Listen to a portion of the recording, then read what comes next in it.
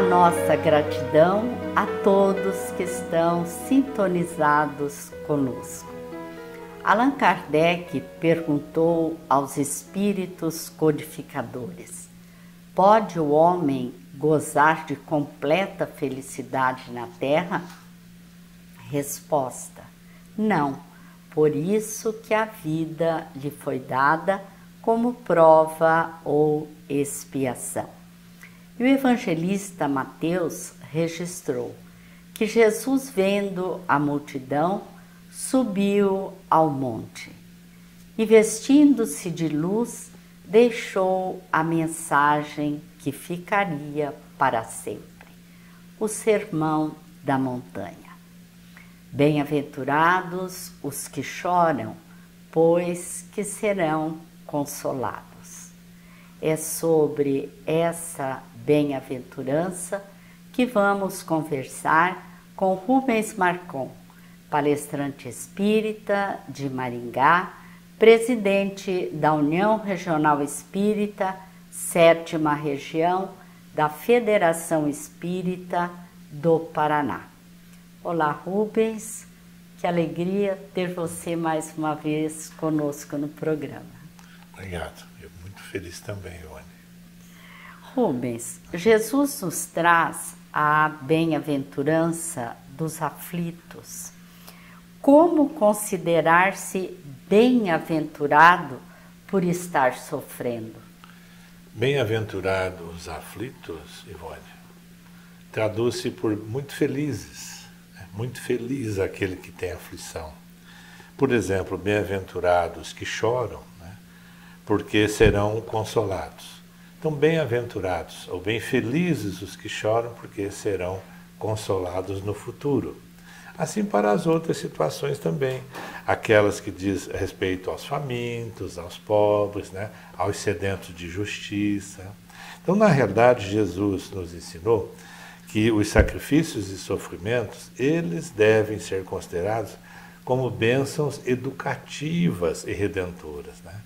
Aí a importância e a relevância da educação espírita em nossas vidas. Quando nós temos a compreensão do ontem, do hoje e da continuidade da vida amanhã, fica mais fácil encontrar essa felicidade mesmo nas questões mais difíceis. Diante das aflições com as quais nós nos vemos à frente, muitos são aqueles que têm dificuldade para entender a justiça divina. Poderemos dizer que a compreensão da imortalidade da alma e da existência da vida futura dá às pessoas compreensão dessa justiça divina? Inegavelmente, para o entendimento dessas situações todas que nós verificamos no nosso planeta, para compreender que não existe injustiça de Deus, que é sempre a justiça divina, é fundamental. E Jesus foi aquele que veio justamente para nos concitar a casa do Pai, a vida futura, traz esperanças, consolações. Então a doutrina espírita nos ensina exatamente através de tantas informações que Allan Kardec colheu e nos trouxe, da continuidade da vida. E que após a vida física nós colhemos a bem-aventurança, se assim desenvolvemos na Terra, como as aflições ainda, se nós também desgovernamos a nossa existência em viciações, em perturbações e assim por diante. O orgulho e a vaidade preponderam na Terra, E nós observamos que as dores e as aflições são muito intensas. Como explicar tantas diferenças? O que sofre, o que não sofre, aquele que tem, aquele que não tem, são muitas diferenças, Rubens? Sem dúvida. A Terra, ainda o estágio de evolução em que nós nos encontramos, dizem-nos os espíritos que ainda é uma escola, e um hospital. E esse hospital é justamente onde nós, com muitas doenças no sentido da nossa falta de evolução ainda, se faz presente. Então nós vemos tantas situações divergentes, diferentes, mas sempre com sofrimento, angústias, E claro, nós, voltados sempre muito mais para os apetites materiais, para as satisfações materiais, deixamos algumas vezes de utilizar bons critérios para o benefício espiritual de nós outros, né? Razão porque nós vemos tantas uniões infelizes, por exemplo, de casais que não se amam ou não se amaram desde o início, mas tiveram outros interesses, né? As enfermidades decorrentes das intemperanças, das viciações, enfim, nós temos ainda, nós mesmos, o hábito errôneo de criar, como Allan Kardec chama, vicissitudes, ou seja, dificuldades para a nossa própria existência, né? Mas o orgulho e a vaidade ainda são preponderantes na Terra e nós precisamos pensar um pouquinho mais no amor e na caridade, para que a gente faça exatamente o contraponto do orgulho e da vaidade. Jesus disse para todos nós que sofremos, né? Tendes bom ânimo, eu venci o mundo. Nós também podemos vencer o mundo conforme Jesus o fez? Sem dúvida. Todos nós caminhamos no mesmo sentido que já caminhou Jesus, né? Uns mais rapidamente, outros mais demoradamente, né? Mas o sofrimento, na realidade, ele deriva das imperfeições de nossas almas. Por isso que eu lembrei já que nós estamos num mundo ainda em que a nossa evolução ainda está bem mais próxima do nosso início de espíritos do que a nossa chegada ao Criador, né? Então, o sofrimento na Terra ele tem um valor educativo. Deus não pune, Deus não quer o sofrimento dos seus filhos, pois todos somos filhos de Deus, né? Ele justamente vem para nos educar, nos ajudar, para nós mudarmos o nosso caminho, os nossos conceitos, né? E encontrarmos certamente, sempre na lei divina e no futuro, essa esperança, essa consolação que vem nos ajudar, né, a efetivar as nossas compensações. Porque nós poderemos, sim, estar sempre caminhando ao lado de Jesus nessa compensação de aflição, seguindo os passos que ele nos deixou. Realmente o sofrimento vem como um alerta, né? O que está acontecendo? Por que eu estou passando por isso? O que leva-nos a refletir, a propostas de mudanças, né? E realmente é de grande valia. Mas nós, com relação à justiça divina, nós poderíamos perguntar, né? Por que sofrem uns mais do que os outros? Por que uns nascem na miséria e outros na opulência, sem terem feito, entre aspas, né? Sim. Por merecerem tal opulência? Mais uma vez, a gente tem que refletir nos ensinamentos do Espiritismo, né? Nos orienta claramente que cada um de nós, em vidas pregressas, né, como hoje nós podemos observar na nossa sociedade, tem tantos ainda nos caminhos errôneos, da corrupção, da maldade, das viciações mais enormes, atrozes que tem, né? Enquanto que outros têm uma vida mais regular, né? Menos voltada para os excessos, já com processos de avaliação e de aperfeiçoamento espiritual. Então, nós olhando o nosso passado e compreendendo que nós somos espíritos que já tivemos diversas reencarnações na Terra, cada um de nós agiu em consonância com a lei divina de forma harmoniosa ou desarmoniosa. Então, quanto mais erro, mais falha em relação à lei divina, mais nós nos comprometemos e temos necessidade de refazer esse caminho, recompor. Então, uns vêm com sofrimento mais atrozes, mais difíceis, porque também pediram ao Criador a oportunidade de um resgate mais efetivo, né? Mas a proporção é exatamente na mesma quantidade e na valorização dos efeitos negativos que nós proporcionamos à lei divina. Quanto mais erramos, quanto mais infelicitamos, também temos que nos recompor nesse sentido. Aqueles que já vêm mais brandamente já estão superando as suas necessidades. O Espiritismo nos apresenta o bem sofrer e o mal sofrer.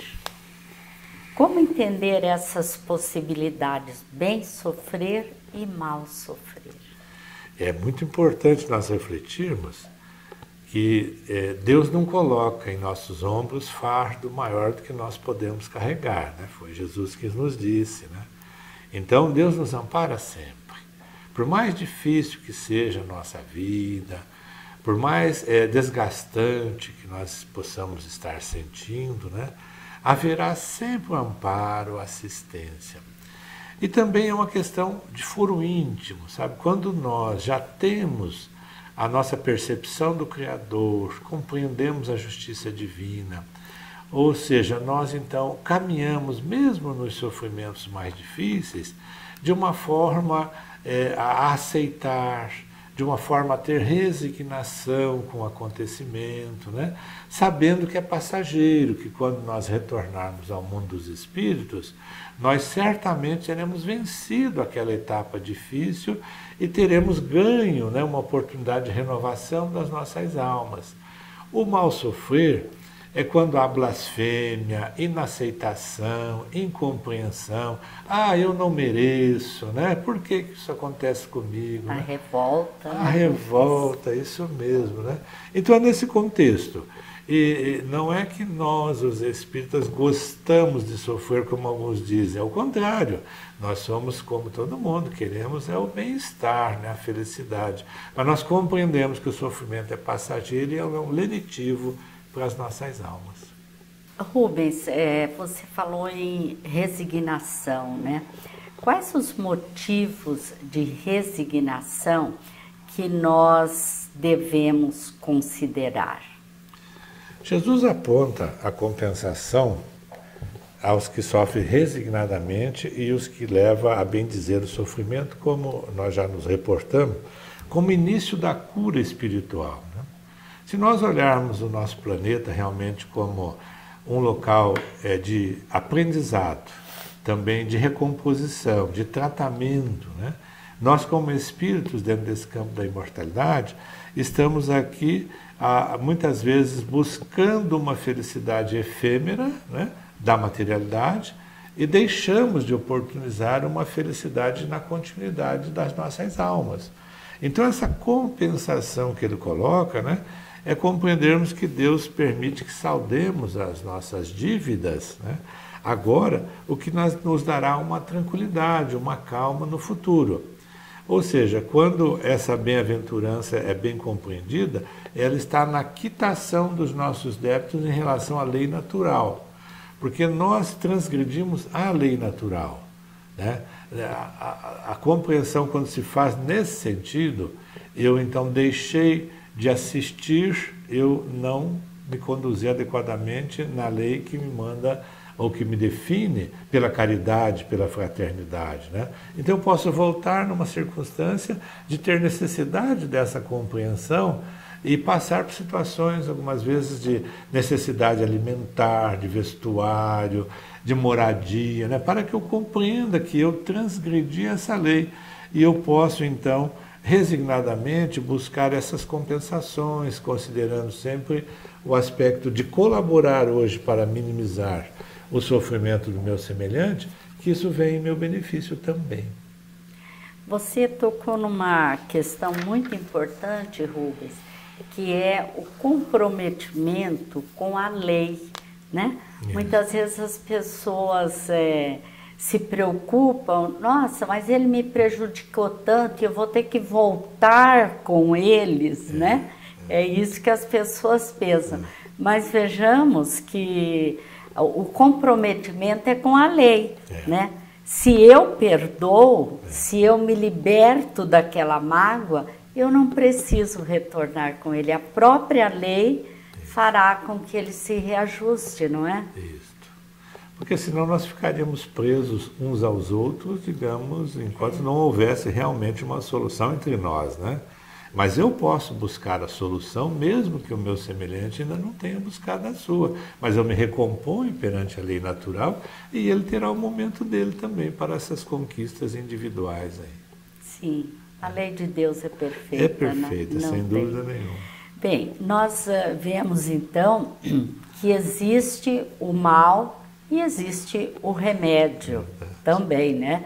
Qual é o remédio para tantas aflições, segundo a doutrina espírita, Rubens? Jesus disse que haveria muitos prantos e rangeres de dente, né? Que é uma realidade. Se nós olharmos no nosso entorno, né? As dificuldades são enormes, né? E quanto mais nós nos debatemos, nos ausentamos de Deus, das relações harmoniosas, ou seja, quanto menos fé nós temos nas ações que Deus projeta sobre nós, e aí eu lembro mais uma vez o Espiritismo, que ele nos concita a compreendermos a fé raciocinada, que não é uma fé assim, digamos que não alcança um objetivo. A fé espírita é da razão, é da compreensão, por exemplo, da imortalidade da alma. Então eu sei que eu não morrerei, que o espírito continuará. Eu sei que a felicidade é uma conquista íntima. Então eu consigo caminhar pela vida de uma forma mais serena nas ações beneméritas, nas ações benevolentes comigo e com o meu semelhante.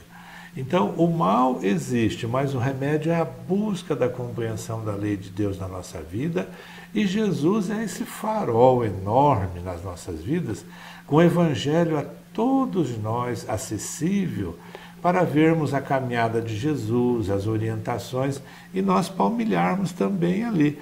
Quer dizer, a fé é um dos remédios mais seguros que tem, a fé, a prece, né? Para minimizar o nosso sofrimento e nos trazer exatamente a tranquilidade, a serenidade. Por isso que Jesus disse, a fé transporta montanhas. Ou seja, com a fé nós podemos mudar tantas situações difíceis na nossa vida, vicissitudes, conforme Allan Kardec, e termos oportunidades de bem-estar.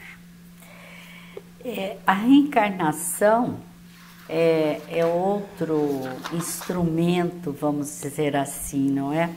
Então, como que a reencarnação ajuda a entender esses processos aflitivos que nós temos na Terra?